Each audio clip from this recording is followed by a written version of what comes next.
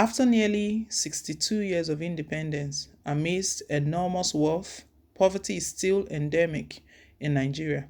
The country has even been designated as the poverty capital of the world.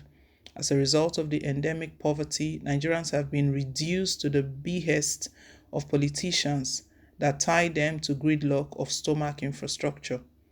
Stomach infrastructure quietly crept into our political lexicon following the 2014 election in Ekiti State, when PDP's candidate Ayodele Fayose mobilized voters with food items and defeated the then incumbent APC's governor, Kayode Fayemi.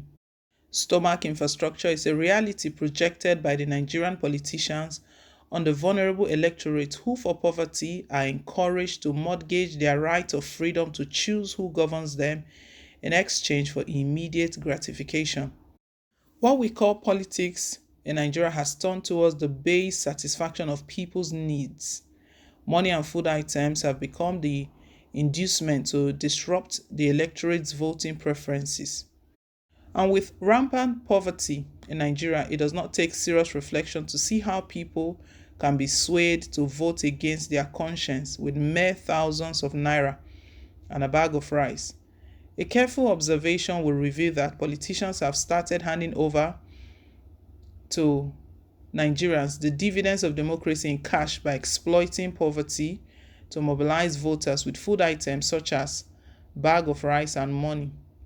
The bags of rice are usually packaged strategically with the image of political candidates and the parties they represent.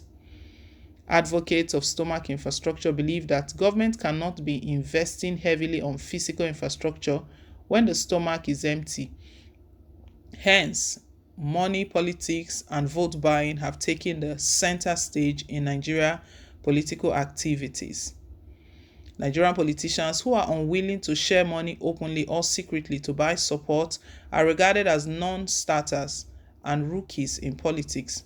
This is because parties and candidates have shown by their conduct during political campaigns that good party manifestos and integrity of candidates jostling for public offices are no longer sufficient to guarantee electoral success.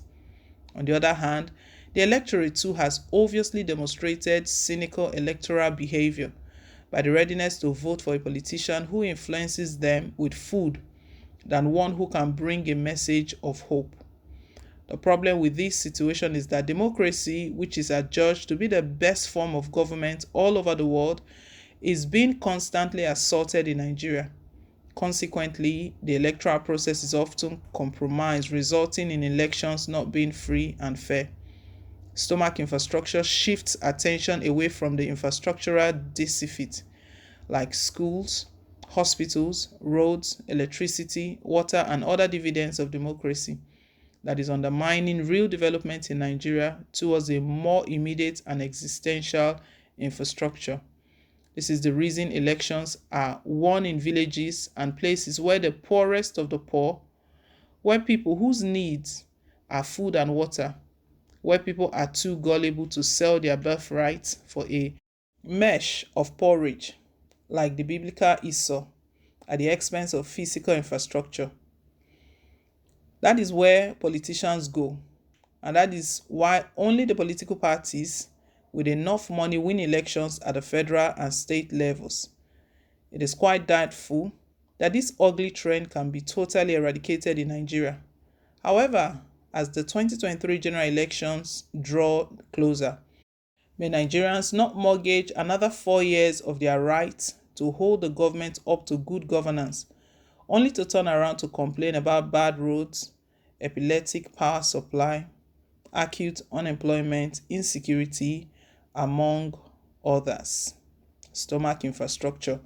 Politicians, they are known for all of this. We've seen all of this play out in several elections, governorship elections, even the last two governorship elections that held in 2020, Edo State and Ondo State. We got reports that the political parties and the candidates, they were busy sharing money. For APC, it was alleged that APC was giving out Ankara and 5,000 naira. You can imagine.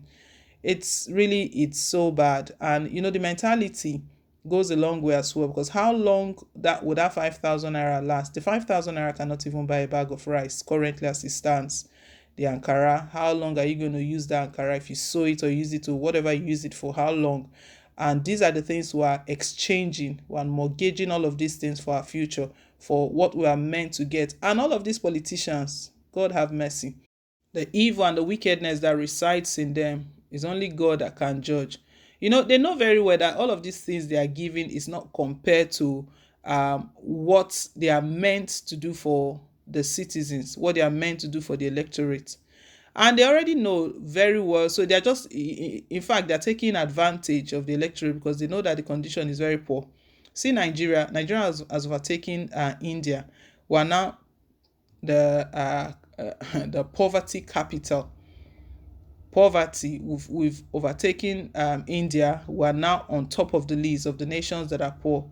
But if they want to talk about our politicians, would they say our politicians are poor as well? Let's look at it that way.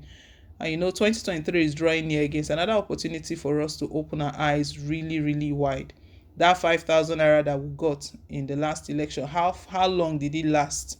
The bag of rice, how long did it last? Stomach infrastructure. And these sort of things, the politicians, they know that they can get by all of these things. But when we as electors, all of us stand up to say this will not happen, never, we cannot be bought. You can't buy our votes. We vote for you based on your track record.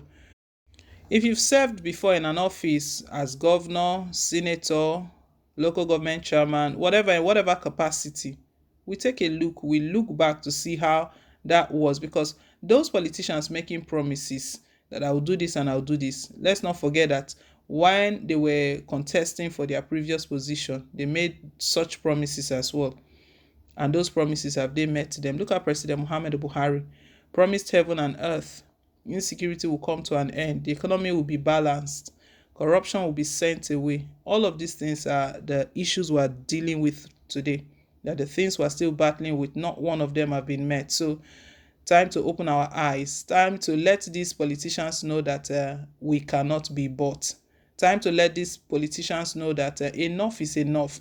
They are not ready to fix the roads. They are not ready to fix the hospitals. When they want to travel, they use the air.